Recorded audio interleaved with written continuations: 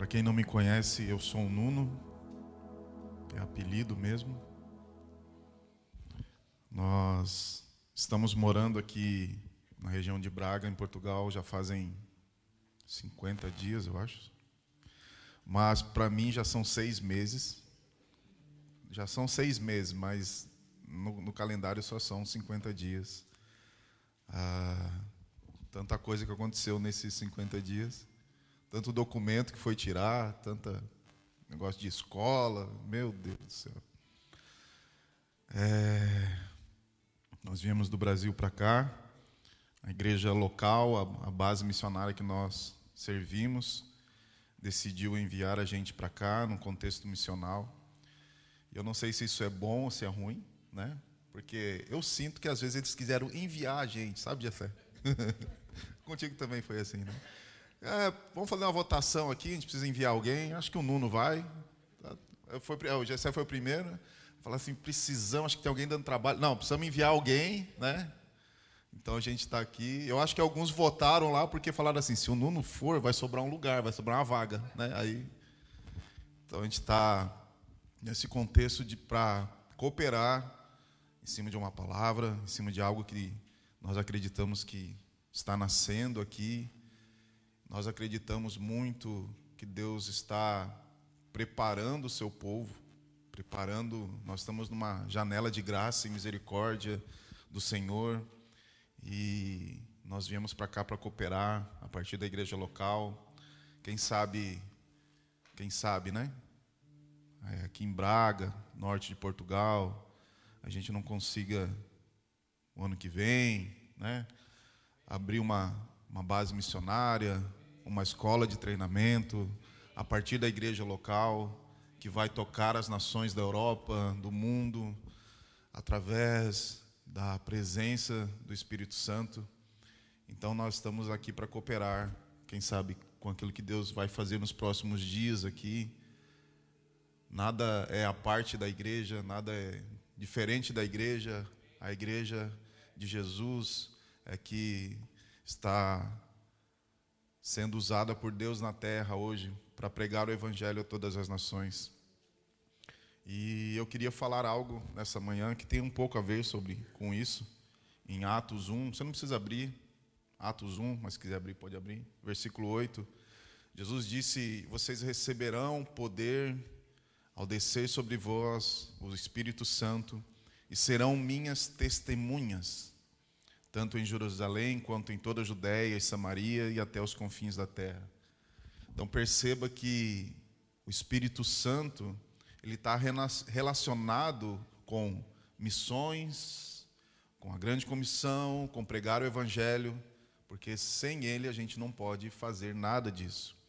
Outra passagem que é muito semelhante a essa de Atos é João 20, versículo 21, que diz assim, Jesus lhe disse mais uma vez, que a paz esteja com vocês, assim como o Pai me enviou, eu envio vocês.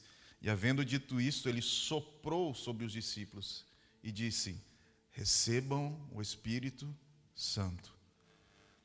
E é engraçado essa passagem de João, porque Jesus está soprando o Espírito Santo sobre a vida dos discípulos antes mesmo de Atos 2. Não sei se você já tinha percebido isso. Jesus está soprando o Espírito neles mesmo antes da descida do Espírito. E eu queria falar um pouco nessa manhã sobre o Espírito Santo. Nós estávamos orando aqui essa semana e eu senti algo de Deus, o Senhor querendo comunicar conosco sobre quem é o seu Espírito, sobre como conhecer o seu Espírito. E esse Deus da Trindade, que parece que é o mais esquecido, né? Como diz o Francis Chan, é o Deus esquecido, é aquele que a gente diminui, né? E quando a gente fala sobre a Trindade, o Pai, o Filho e o Espírito Santo, nós costumamos diminuir um pouco o Espírito Santo. Deus, o grande eu sou, El Shaddai, o nosso Pai, Jesus, o Filho unigênito e o Espírito. Eu acho que o Espírito Santo, ele é mais que um calor, ele é mais que um sentimento, ele é mais que um arrepio, ele é muito mais daquilo que nós apenas sentimos. E por que eu acredito que Deus está enfatizando isso conosco? Porque essas duas passagens que eu li agora, Atos e João, eles estão falando sobre a pregação do Evangelho, eles estão falando sobre missão. Então, eu acredito que existe uma conexão muito grande com o Espírito Santo e com a grande comissão que vai preparar o caminho do Senhor. Só que não apenas sobre isso. Nós vemos que os discípulos e a igreja primitiva, ela tinha essa ênfase grande na presença do Espírito Santo, que me parece que hoje a igreja não tem essa ênfase, não dá essa liberdade. Porque se nós dizemos que o Espírito Santo mora dentro de nós, e nós vivemos a nossa vida da maneira que nós vivemos, nós somos igreja da maneira que nós somos igrejas, talvez nós somos evangélicos não praticantes. Assim como existem os católicos não praticantes, que não vão à missa, talvez nós somos os evangélicos não praticantes, porque nós não nos relacionamos com essa pessoa chamada Espírito Santo. Então a igreja primitiva, a igreja, o nosso início da igreja, ela dava essa ênfase ao Espírito, muito grande. Paulo, em Efésios 19, ele chega em Éfeso, e a primeira coisa que ele pergunta ali para os irmãos, ele chega na cidade, ele pergunta, olha, Efésios 19, versículo 12, ele diz assim, vocês receberam o Espírito Santo quando creram? Ao que eles responderam, pelo contrário, nem mesmo ouvimos dizer que existe o Espírito Santo. Atos capítulo 8, Filipe vai para Samaria pregar o Evangelho. E é o que acontece. Os irmãos começam a se converter lá. Chamam Pedro e João. E aí no versículo 15 de Atos 18, de Atos 8, versículo 15, ele diz assim, chegando ali, oraram por eles para que recebessem o Espírito Santo, pois o Espírito Santo ainda não havia descido sobre nenhum deles. Tinham apenas sido batizados em nome do Senhor Jesus. Então, lhes impuseram as mãos e eles receberam o Espírito Santo. Então, me parece que a igreja, quando ela nasceu, ela tinha uma preocupação muito grande com essa pessoa chamada Espírito Santo. E que as pessoas deveriam de receber o Espírito Santo. E por que eles tinham essa preocupação? Por que eles tinham essa prioridade? Porque que em meio às perseguições que estavam acontecendo ali, imagina, vamos lá, eles criaram uma nova religião, vamos dizer assim. E o mestre dessa religião morreu. E aí, os discípulos dele também estavam sendo perseguidos, né? Teoricamente, era uma situação ruim. Mas a Bíblia diz que a igreja ela crescia. Porque quem acrescentava os santos, os salvos, era o Espírito Santo. E hoje, como que funciona a igreja? A igreja ela trocou o Espírito Santo, esse que acrescenta, por métodos de crescimento, né? Por como manter as pessoas na igreja, né? Dão uma escala para ela, tem uma programação legal. Só que quando a gente olha para o início da igreja, para a história, nós vemos que a igreja ela era guiada por essa pessoa, pelo Espírito Santo, pelo poder do Espírito Santo, né? Mas vamos ao texto que eu quero ler aqui com vocês. Eu quero que você abra agora a sua Bíblia no livro de Levítico, capítulo 6.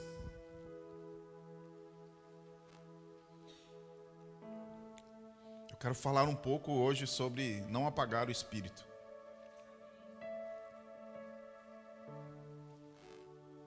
Ou melhor, quem que é esse Espírito? Né? Levítico 6, nós vamos ler a partir do verso 12, só o 12 e o 13.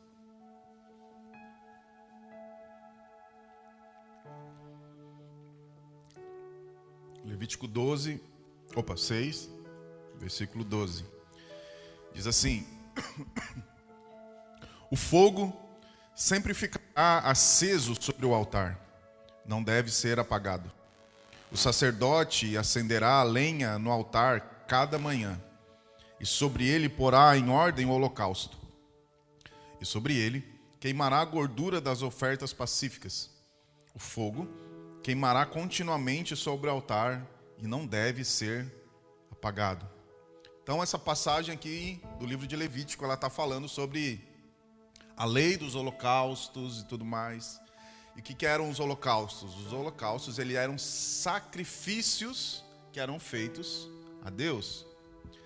E esse sacrifício, ele era totalmente queimado. Não sobrava nada dele. Ele era um sacrifício que era totalmente queimado. Era um tipo de sacrifício que ele tinha um aspecto que ele era totalmente para Deus. Ok? Então era uma oferta totalmente destinada a Deus. Então não eram, por exemplo, aquelas outras ofertas que tinham de perdão de pecados e tudo mais. Essa oferta que era uma oferta de adoração a Deus. E por isso ela queimava totalmente. O que acontece? Deus recebia essa oferta. Jesus, ele é essa oferta de holocausto. Porque ele se entregou totalmente a Deus em sacrifício suave. Ao mesmo tempo ele é o sacerdote da ordem de Melquisedeque, mas ao mesmo tempo ele é a oferta também. E quando Jesus, ele morreu na cruz, ele não apenas estava perdoando os nossos pecados, não apenas isso, mas quando Jesus morreu na cruz, ele estava oferecendo um caminho para nós termos relacionamento com Deus, um acesso para que a gente possa entrar. Mas se a gente olhar a maneira que Jesus se relacionava com o Pai, Jesus estava se oferecendo a Deus como um sacrifício de holocausto. E ele estava se entregando totalmente ao Pai em prol da vontade do Pai. Então Jesus morreu por causa dos nossos pecados, amém, isso é verdade. Mas ele também se entregou por causa do seu relacionamento com Deus, em adoração a Deus. Então, esse sacrifício de Levítico aqui, ele precisava ser totalmente consumido pelo fogo. Ele precisava ser queimado no fogo. E esse fogo aqui que a Bíblia está falando, ela tem uma ação direta com a pessoa do Espírito Santo. Porque o Espírito Santo é quem empoderou Jesus para que ele pudesse se oferecer como um sacrifício. Por que eu estou falando isso? Porque Jesus era uma pessoa cheia do Espírito Santo de Deus. Ele nunca apagou o Espírito Santo na sua vida.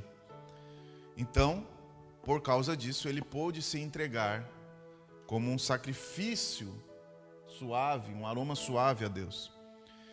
Jesus, ele sendo Deus, ele decidiu viver aqui nessa terra uma vida guiada pelo Espírito Santo. Nós geralmente falamos muito sobre isso, que nós devemos de seguir Jesus, não é? Eu não sei, acho que o Jessé fala pouco sobre isso, sobre tomar a cruz e seguir morte. Acho que ele não chegou nessa parte ainda. Brincadeira. Nós falamos sobre imitar Jesus, e isso se refere a imitar o sacrifício de Jesus, né? A gente não consegue imitar ele para dar perdão de pecados para ninguém, não. Mas nós conseguimos imitá-lo nesse aspecto, de nos dar como um sacrifício agradável a Deus, assim como Jesus, o Filho, se deu como sacrifício ao Pai. Paulo vai dizer em Romanos exatamente isso. Para que nós, cristãos, nós apresentemos os nossos corpos como um sacrifício agradável a Deus. Assim como Jesus se ofereceu, nós também devemos de ser esse sacrifício. Então, você tem um chamado.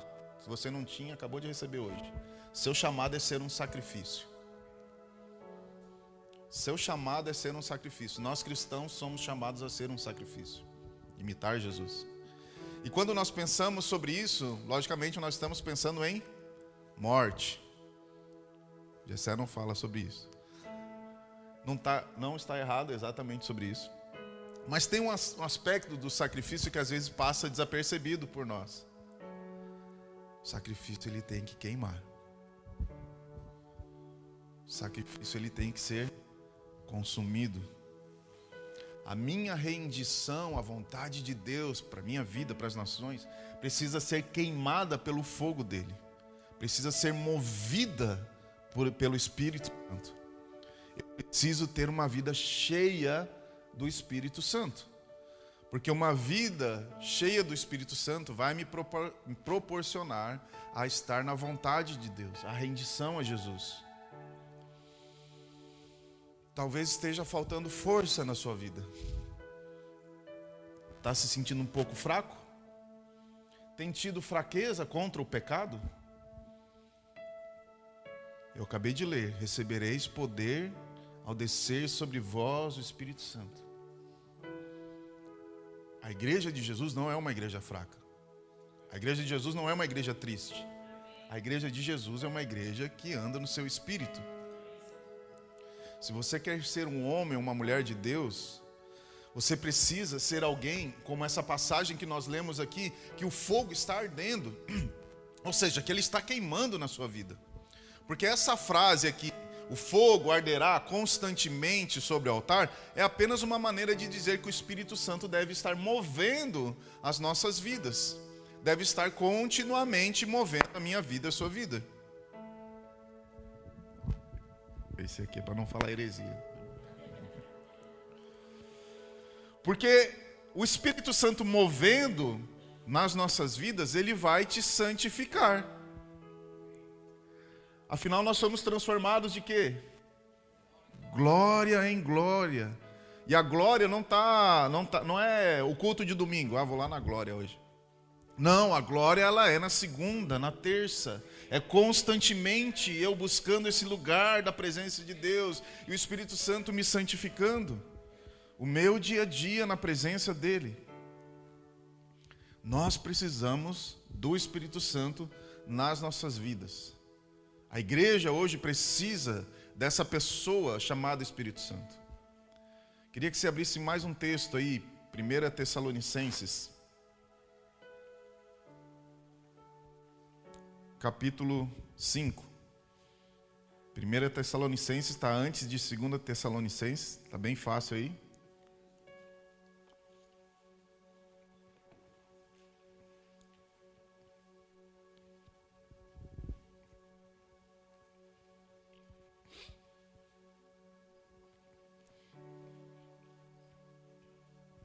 Primeira Tessalonicenses, capítulo 5, versículo 16.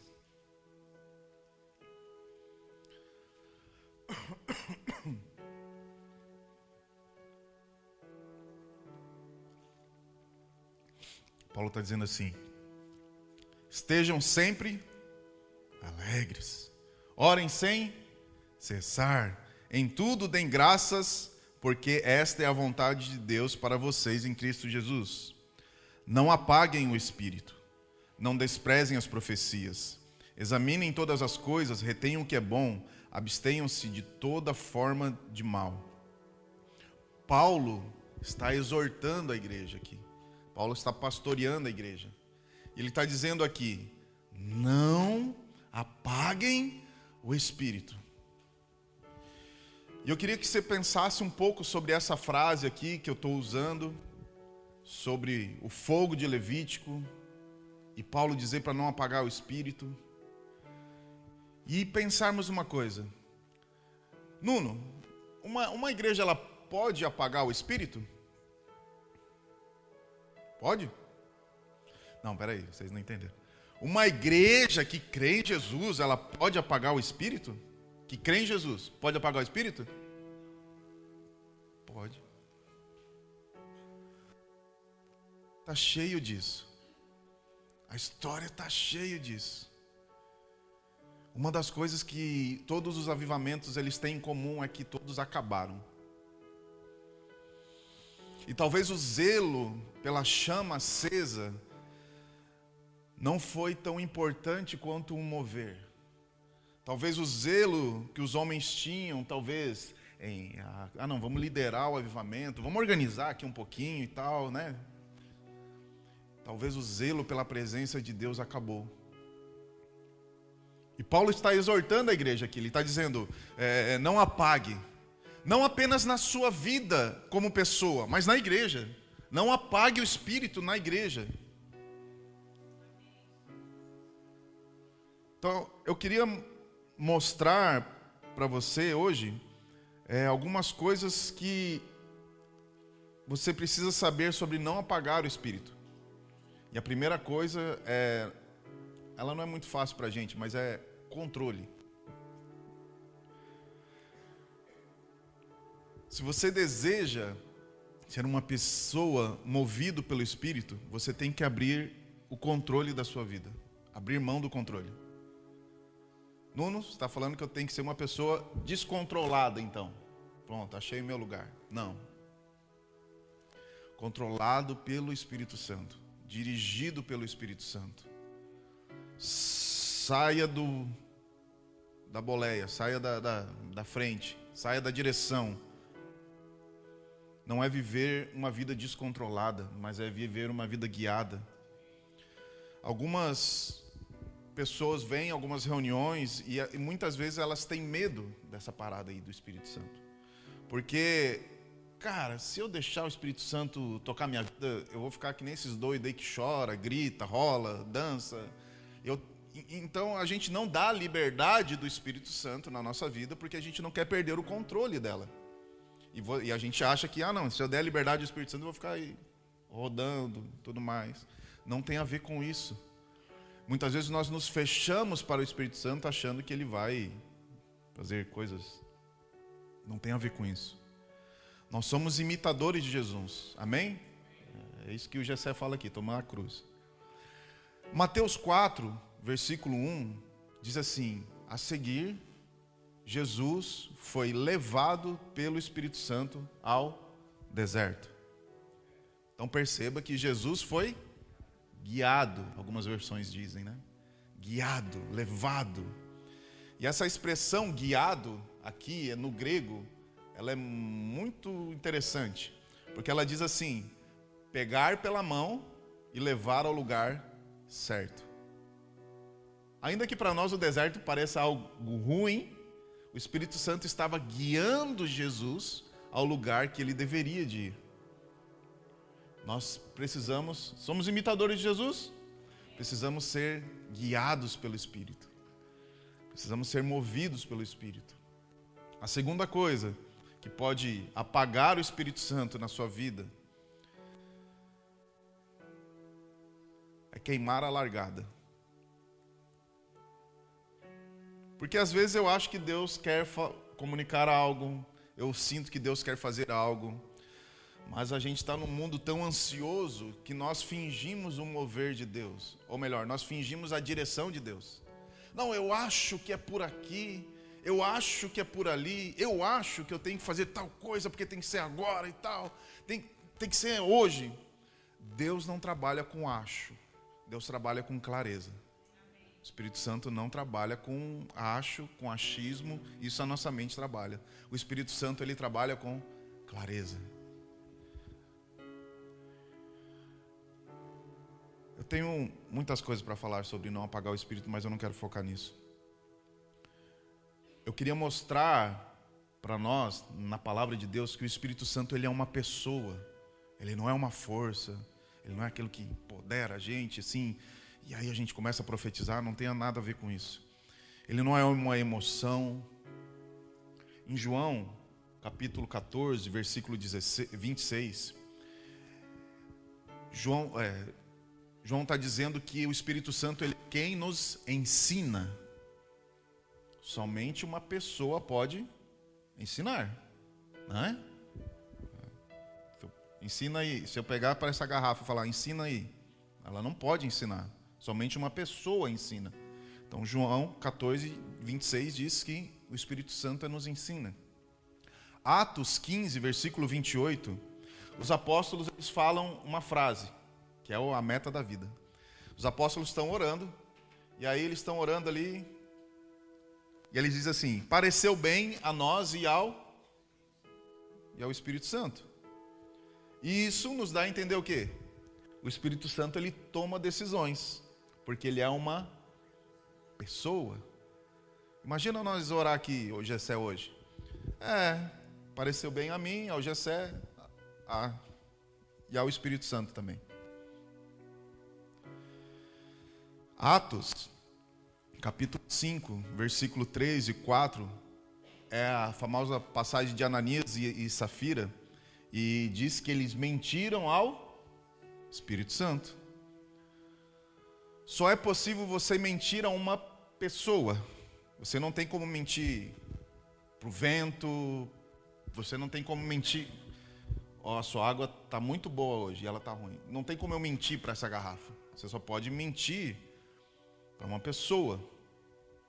Atos 16, versículos 6 e 7, Paulo está indo pregar em uma cidade e diz que o Espírito Santo impediu ele. Ou seja, ele impede que as pessoas façam coisas, porque ele é uma pessoa. Não entristeçam o Espírito. Somente uma pessoa pode ter sentimentos. Nós somos feitos à imagem e semelhança de Deus, lembra? Então, o Espírito Santo, ele é uma pessoa que Jesus deixou para nós. Eu queria que você abrisse em sua Bíblia no livro de João, 14, versículo 15. Por que eu estou batendo nessa tecla? Por que eu estou mostrando para você nessa manhã que o Espírito Santo é uma pessoa? Por que os apóstolos estavam falando do Espírito Santo? Por que quando eles chegavam, a primeira coisa que eles perguntavam era sobre o Espírito Santo? Por causa dessa passagem aqui. João 14, versículo 15.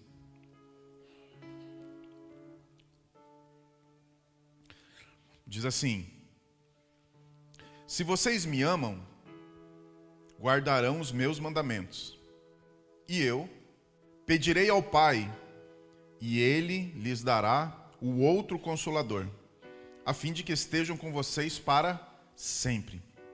É o Espírito da verdade que o mundo não pode receber, porque não o vê, nem o conhece. Vocês o conhecem, porque Ele habita com vocês e estará com vocês.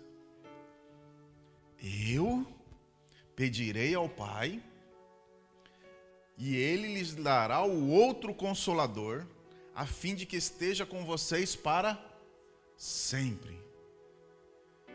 Então eu queria explicar o que Jesus está dizendo com essa expressão aqui, o outro Consolador. O outro Consolador é uma expressão que nós chamamos aqui de Paracleto.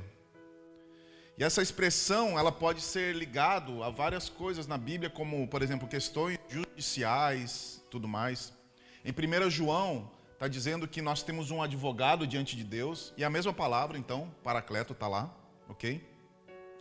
Mas essa palavra, ela também pode significar outras coisas, como alguém que exorta, alguém que ajuda. E se eu fosse traduzir para nosso português hoje, para a gente ficar bem familiarizado com essa palavra, outro Consolador, a gente chamaria de um mentor. Então é como se o Espírito Santo fosse um mentor. O que é o mentor? Aquele que te encoraja, aquele que te ensina, aquele que está mostrando aquilo que você deve fazer, alguém que está te treinando, ele é um treinador. Ou, como nós gostamos de usar, ele é um discipulador. Ou seja, Jesus durante 3 anos e meio, ele fez discípulos, ele discipulou pessoas. Então, imagina se Jesus entrasse por aquela porta agora. Entra aí, Jessé. Não, brincadeira. Quantas perguntas você teria para fazer para ele? Jesus, olha, eu queria te perguntar isso, eu queria saber sobre aquilo, eu queria que... Qual que é a vontade? Qual que é a tua vontade para a minha vida? Nossa, eu teria tantas perguntas. Essa é a função do Espírito Santo, que nós negligenciamos. Só que ela está disponível hoje. Muitas pessoas na época não receberam o Espírito Santo, porque não deram importância. Assim como não dão importância hoje. O que acontece? Os discípulos creram em Jesus. Jesus, Nós acreditamos que você é o Messias, estamos te seguindo, você está me discipulando. E aí Jesus olha para ele e fala assim, para vocês é melhor que eu vá. Porque se eu for, o Pai vai enviar o Espírito. Se eu não for, o Pai não vai enviar o Espírito. E para vocês é melhor que eu vá. E aí o tic-teco começa a bater na cabeça dos discípulos. Eles olham um para o outro. Cara, que negócio é esse? O cara está aqui, corpo, alma, presente. E ele está falando assim que é melhor que ele vá. Não estou entendendo nada. E ele está falando ainda que é melhor para nós que ele vá. Por que isso? Jesus acabou de dizer aqui. Porque agora, Jesus, ele estava entre as pessoas. Ele é o Emanuel, Deus que está conosco, Deus presente, aquele que caminha conosco. E ele está falando assim, olha, se eu for, eu não vou mais estar entre vocês, mas agora eu vou estar dentro de vocês. Então é melhor que eu vá. Eu não vou estar entre, mas eu vou estar dentro. E a gente nem vai entrar nas questões que o Espírito Santo pode fazer, como poder, sinais, maravilhas, fica para outro dia. Mas uma igreja mergulhada, guiada pelo Espírito Santo, é essa que vai passar a grande tribulação, é essa que vai viver o maior avivamento que a terra tem para experimentar. Eu gosto muito de falar sobre o dia do Senhor, como o dia do Senhor afeta as nossas vidas hoje. Nós estamos para viver dias muito difíceis nessa terra. A Bíblia está falando isso. Só que esses dias difíceis, eles também, paralelo a isso, outra coisa também está para acontecer. Quanto mais a maldade do homem aumenta, quanto mais dias difíceis, guerras e tudo mais acontece, mais o poder do Espírito Santo, o avivamento, ele vai começar a vir sobre a igreja. Sabe, avivamento que nunca aconteceu na história? Você já leu o livro de avivamento? Já leu Atos 2? Já leu Êxodo? Nunca aconteceu na história? Então, é o que está próximo a acontecer nos nossos dias. Mas isso só vai acontecer com uma igreja que tem fome pela presença de Deus, que tem fome pelo Espírito Santo. Talvez hoje você não está com fome do Espírito Santo. Então a gente pode orar pedindo fome de ter fome. A gente pode pedir para que Deus coloque mais que esse anseio pela eternidade aumente dentro do nosso coração. E que a gente possa querer mais a sua presença. Assim como os discípulos tinham essa preocupação. Nós gostamos muito desse texto de Joel 2. Abre aí Joel 2. Eu vou ser breve. Quando o pastor fala isso é que ele está mentindo, começa a mentir, né, na pregação, né? Mas Joel 2, versículo 28, é a famosa passagem do derramar do Espírito. Joel é um livro muito profético. Joel 2, 28, ele diz assim: E acontecerá, depois disso, que derramarei meu Espírito sobre toda a humanidade. Os filhos e as filhas de vocês profetizarão, e os velhos sonharão, e os jovens terão visões. Até sobre os servos e sobre as servas derramarei o meu Espírito naqueles dias. Mostrarei prodígios no céu e na terra, sangue, fogo e coluna de fumaça. O sol se transformará em trevas e a lua em sangue, antes que venha o grande e terrível dia do Senhor. Então esse aqui é um avivamento que está sendo profetizado em Joel. Joel está profetizando, e ele está profetizando um grande derramar do Espírito Santo antes do quê? Antes da volta de Jesus. Está bem claro aqui, não é? Cego enxerga. Está bem claro. Deus vai derramar o seu Espírito antes do dia do Senhor. Ok?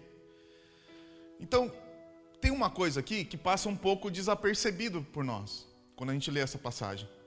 Porque na minha Bíblia está escrito assim: sangue, fogo, coluna de fumaça. Que negócio estranho é esse aqui? Pergunte para um americano o que é uma coluna de fumaça. E ele vai lembrar de você do World Trade Center. Pergunte para alguém que está em Gaza hoje, o que é uma coluna de fumaça? Pergunte para alguém que está lá no Líbano hoje, ou na Ucrânia. Ele vai dizer que talvez sejam bombas caindo, destruindo prédios ou algo assim. O que Joel está profetizando, Nuno? Ele está profetizando que antes do dia do Senhor vai vir um derramar do Espírito Santo sobre a terra, muito grande, com poder, milagre. Sabe coisa que você nunca viu? É fichinha. E esse avivamento vai estar acontecendo no meio do quê? No meio de um caos da humanidade. Onde todos estarão com medo, onde as bolsas do mundo vão ser afetadas, a igreja vai estar experimentando. Onde haverá trevas sobre a humanidade, haverá um fogo queimando, iluminando a vida daqueles que estão se colocando diante da presença de Deus. Assim como em Êxodo, quando as pragas vieram sobre o Egito, o povo estava na casa, diante de um cordeiro. A igreja vai experimentar um avivamento muito maior do que Atos 2. Sabe quando a sombra de Pedro curava? Muito maior. Você não tem ideia daquilo que o Espírito Santo pode operar. Sabe por que você não tem ideia? Porque nós não começamos hoje a experimentar. Porque nós não achamos ele importante. Porque nós deixamos ele do lado de fora. Qual foi a última vez que você foi numa reunião e as pessoas se agarraram no pilar da igreja, com medo do inferno se abrir e elas irem para o inferno, porque estava sendo pregada uma palavra cheia de poder e unção do Espírito Santo? Qual foi a última vez que você foi a uma reunião e tinha fila do lado de fora? Não porque fecharam e era só abrir no horário, né? Mas as pessoas estavam na rua esperando a porta abrir porque elas queriam ter um encontro com a presença do Espírito Santo. Qual foi a última reunião que você foi e as pessoas chegavam, eu só quero Deus, e o Espírito Santo estava ali, e as pessoas muitas vezes caíam, e Deus curava e levantavam outra totalmente transformado? Porque a gente é muito incrédulo hoje. Não, eu vou na igreja, sabe, mas eu não acredito muito assim naquilo que a Bíblia diz, assim, sabe? Eu sou meio racional, assim, sabe? Tem que, sabe? Não, então, aos pouquinhos Deus vai me transformando. Isaías, quando ele viu a glória de Deus, ele disse: ai de mim. O anjo pegou com uma tenaz, pegou a brasa do altar, tocou e falou: ó, acabou. É isso que o Espírito Santo faz.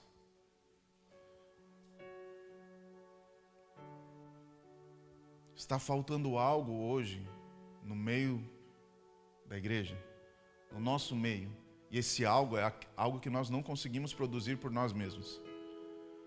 Nós temos deixado ele para fora. Lembra Jesus em Apocalipse? Batendo na porta, porque deixaram ele para fora? Ela não tem sido tão importante. A presença de Deus, o Espírito Santo, parece que é algo que nós, não, gosto, vou lá pedir para o pastor orar por mim. Sem mentira, isso aconteceu com uma igreja lá no Rio Grande do Sul. Pastor, ora por mim. Por quê, irmão? É que eu queria saber a vontade de Deus, que eu vou comprar um carro. Estava do lado do pastor, faz mais de 20 e poucos anos. Irmão, vamos orar, porque o que é que o irmão quer? Não, quero saber se eu tenho que comprar um vermelho ou um preto. O cara queria saber a vontade de Deus. O Espírito Santo, ele é uma pessoa que mora dentro de você. O Espírito Santo, o mesmo poder que ressuscitou Jesus Cristo dentre os mortos, está aí agora mesmo dentro de você. Dentro de você. Malaquias 3, versículo 2, diz assim: mas quem poderá suportar o dia da sua vinda? Quem poderá subsistir quando ele aparecer?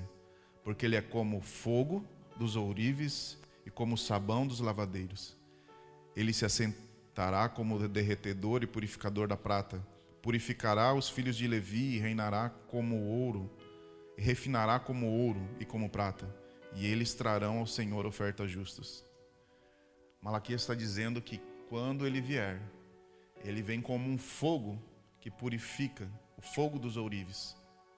Se você hoje tiver a sua vida purificada pelo fogo do Espírito Santo, quando ele vier como esse fogo, o que vai acontecer? Ele vai te purificar também. E está falando dos filhos de Levi aqui, que eram os mais santos de Israel. Ele disse que ele ia purificar. Então, quem é eu e você na fila do pão, né?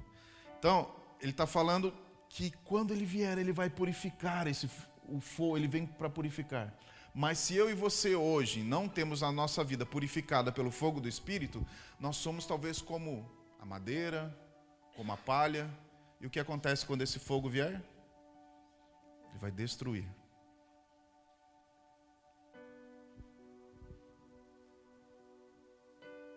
A minha oração hoje é para que nós pudéssemos trazer de volta a honra a essa pessoa chamada Espírito Santo. Muitas vezes nós temos medo, e geralmente eu faço um exemplo, mas hoje eu não vou fazer porque tem muito carpete aqui. Mas se eu queimasse, finge que eu estou queimando um papel aqui, talvez você não iria escutar os barulhos do papel queimando, mas você ia ver ele consumindo. O fogo, nem muitas vezes ele faz barulho. Talvez o barulho que ele faça é os estralos daquilo que está queimando. O fogo, ele consome.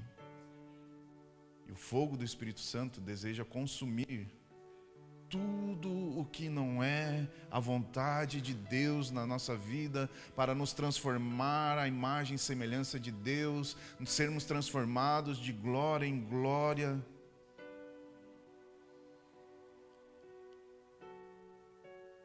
Nós queremos orar hoje, talvez com imposição de mãos, assim como os apóstolos oraram, para que você receba o Espírito Santo. Não tenha medo do Espírito Santo. As pessoas muitas vezes têm medo do Espírito Santo. Olha, se ele entrar em mim, o que vai acontecer? O Espírito Santo, ele tem um desejo, revelar Cristo para você. Ele tem um desejo, transformar. Ele tem um desejo que você cresça no conhecimento de quem Deus é. E por isso essa oferta que eu li em Levítico, ela tinha que queimar. Você é responsável por manter o fogo aceso na sua vida. Não somente na sua vida, mas Paulo está dizendo para ele não se apagar em uma igreja. Você é responsável para que o fogo dessa igreja não apague, para que ele aumente. A Europa talvez deixou apagar muito o Espírito Santo ao longo dos anos.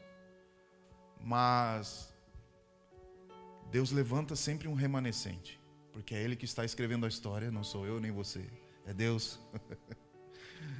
A Europa está com fome de Deus, irmãos. Nuno, como é que você está falando? Não, você não conhece, você não andou por aí. Me diga então por que tantos estão se convertendo ao islamismo. Me diga porque estão se convertendo a outras religiões. Porque existe fome e sede da presença de Deus na terra hoje. Nós devemos ao mundo um encontro com a presença. Nós, a igreja, esses que são os carregadores da arca, da presença, devemos ao mundo um encontro com a presença. Devemos ao mundo um encontro com aquilo que nós carregamos aqui. Jesus disse, eu vou enviar o Espírito, e os apóstolos, cara, para quê? Porque eu vou estar dentro de vocês. Sabe, o Espírito Santo é esse que pairava sobre a face das águas ali em Gênesis 1. Eis que o Espírito de Deus pairava sobre a face das águas. E no 7º dia da criação, ele vem e repousa sobre a criação. O que acontece? Deus destrói a terra com um dilúvio. Noé e sua família estão dentro da arquinha ali. E aí Noé solta uma pomba. E aí essa pomba voa, voa, voa, e ela volta. Por quê? Ela não encontrou um lugar de repouso. Jesus, quando sai das águas, perceba aqui, água, água, água, Espírito Santo, Espírito Santo. Jesus, quando é batizado, ele sai das águas. E o que acontece? Uma pomba vem, repousa sobre ele. Encontrou um lugar de repouso. O mesmo Espírito que estava sobre Jesus está sobre nós hoje. O Espírito Santo quer encontrar um lugar de descanso. O Espírito Santo quer encontrar um lugar de repouso. O Espírito Santo quer mover as nossas vidas. Nós somos transformados de glória em glória. Você não está hoje aqui porque você decidiu, eu decidi ir lá hoje. Não, existe alguém ali que está borbulhando dentro de você, que está querendo te levar para mais perto de Deus, que está querendo te levar para mais perto da sua presença. Sabe o que acontece? É que a gente tem ali $1 bilhão depositado aí dentro de você, mas a gente vive como tivesse 50 centavos. A gente ainda está ao redor da mesa, pegando as migalhas. O que o pastor vai pregar hoje? Vou pegar essa migalha aqui, e ele tem um banquete. Ele quer nos mostrar. A gente não precisa convencer Deus, irmãos, daquilo que Ele quer fazer. Senhor, será que o Senhor quer hoje falar comigo? Senhor, será que o Senhor quer ter relacionamento comigo hoje? O Senhor quer derramar o seu Espírito? Não, Ele disse, eu quero fazer. Eu quero derramar o meu Espírito. Eu vou enviar a vocês. Eu não vou deixar vocês sozinhos. Esse é a presença, esse é o Espírito de Deus. Nós precisamos ser esse holocausto, ser essa oferta de sacrifício, que envolve morte, mas envolve ter uma vida cheia da presença de Deus. Jesus disse, eu vou batizar vocês com o Espírito Santo e vocês vão ser minhas testemunhas. Não tem como ser testemunha de Jesus sem essa pessoa. Não tem como eu levar Jesus às pessoas sem eu levar Jesus às pessoas, sem eu levar o Espírito Santo junto comigo. Não tem como eu, sem mim nada podeis fazer. Não. E sabe por que Deus enviou o seu Espírito Santo? Porque Ele não queria te deixar sozinho. É uma expressão da graça e da misericórdia e do amor de Deus. Você não está sozinho hoje. Você não precisa viver uma vida solitária. O Espírito Santo está agora mesmo dentro de você. É porque Ele te ama. Olha, que grande amor o Pai nos alcançou, a sermos chamados, ao ponto de sermos chamados filhos de Deus. Assim como o Filho unigênito era aquele que era guiado, cheio do Espírito, nós também somos esses filhos, cheios da presença de Deus. Esse é o amor de Deus. O seu Espírito quer transformar as nossas vidas. Nós não sabemos aquilo que é bom e o que é ruim, Ele sabe. Nós não, por mais que a gente possa pensar de coisas boas que nós podemos ter, fazer, acontecer, os pensamentos dele são muito melhores, são muito mais altos. Deus deseja. Sabe aquelas dores que nós temos na nossa alma, que nós muitas vezes passamos anos e anos e anos? Deus não deseja que você continue assim. O Espírito Santo deseja te curar. Sabe quando você não tem força para algo, o Espírito Santo é esse que quer derramar poder, para que você esteja, não, eu vou te fortalecer, filho. Você não consegue se santificar sozinho. Você não consegue, hoje eu vou me abster do mal. Não, você não consegue. Se não for o Espírito Santo dentro de você, você não consegue. Vai por mim. É Ele que nos leva, é Ele que nos transforma, é Ele que nos guia. Nós precisamos ser uma igreja que busca o Espírito Santo. Nós precisamos vir às nossas reuniões para ter mais intimidade coletivamente com o Espírito Santo. Jessé, hoje pareceu bem nós e também ao Espírito. Mas também na nossa casa, na nossa segunda-feira, nós também precisamos ter esse, sabe? Ele é uma pessoa. Ele não é um calor que você vem e sente no culto, um arrepio. Deus criou todas as coisas pelo seu Espírito.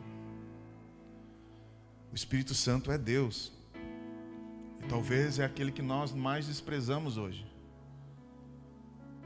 E talvez seria quem mais nós deveríamos de nos relacionar hoje.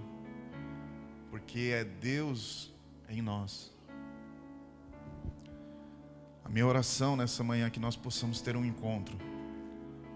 E que esse encontro gere fome e sede. Para todos os dias nós colocarmos a lenha ali no altar. Para todo dia nós alimentarmos essa presença. Porque à medida que nós vamos crescendo nisso, crescendo mais na presença dEle, crescendo mais no conhecimento, Ele vai nos transformando, vai nos levando, nos tornando essa igreja madura, que conhece a sua presença. Essa igreja madura, que está andando sobre a terra, agora levando não os seus achismos, mas levando a sua presença, levando o seu poder. O Espírito do Senhor está sobre mim, porque Ele me ungiu para pregar as boas novas. Enviou-me a curar os feridos, a pôr em liberdade os cativos. O Espírito Santo está sobre nós hoje. E por que nós não somos uma igreja que nós andamos no poder? Porque a gente não acha importante. Porque a gente deixa Ele do lado de fora.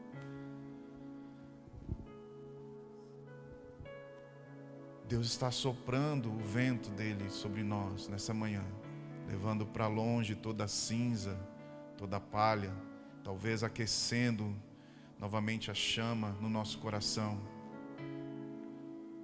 Queria que você ficasse de pé.